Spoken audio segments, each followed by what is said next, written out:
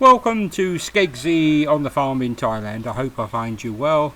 Another video, not too long this one, but I think you'll find it quite interesting. Not a lot's been happening here on the farm until this last 2 or 3 days. It's gone a little bit crazy, but here in Thailand at the moment we're going into our winter, which means a lot of our flowers will come out, and these are just some of that I found in the garden the other day, so I thought I'd just show you. Don't ask me what they're called because I have no idea, but they're quite beautiful and they do make the garden look beautiful. Now then, rice. 2 minutes in a microwave at home, but no, there's a lot more to it than that.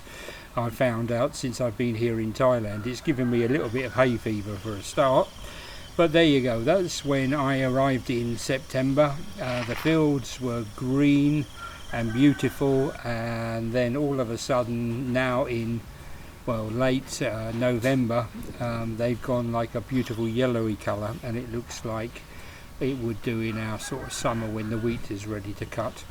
And we decided to cut today. The guys came along with their, it's like a mini combine harvester. That's the only way I can describe it.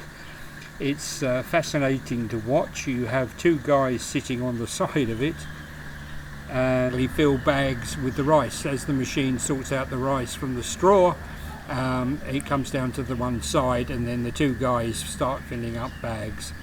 There are evidently there are two different types of machines.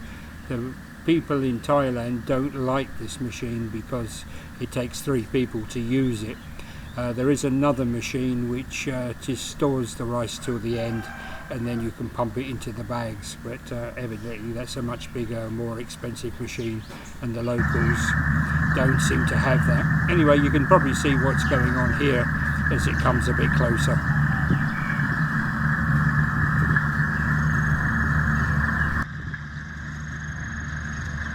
As you can see, as it gets a little bit closer to us, how it all works. As I mentioned, the two guys on the side are seriously busy collecting the rice as it cuts it. The machine sorts out the rice, and then one guy will fill a bag, and then the other guy will fill a bag. And the bags that they are sitting on at the moment are the ones that they filled. It seems like a good way of doing it, apart from that you actually do need 3 people in the operation to do it.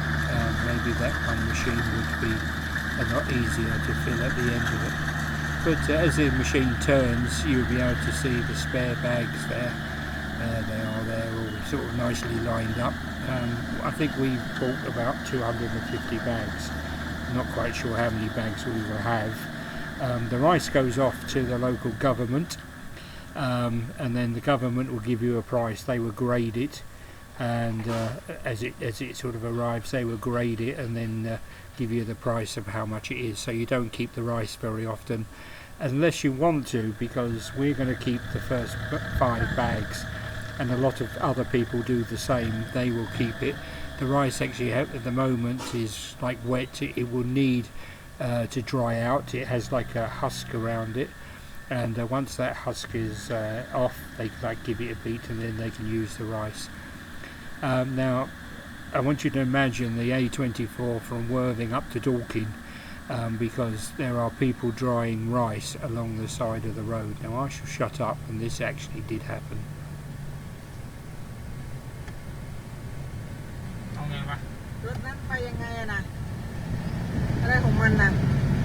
What idiot do driving?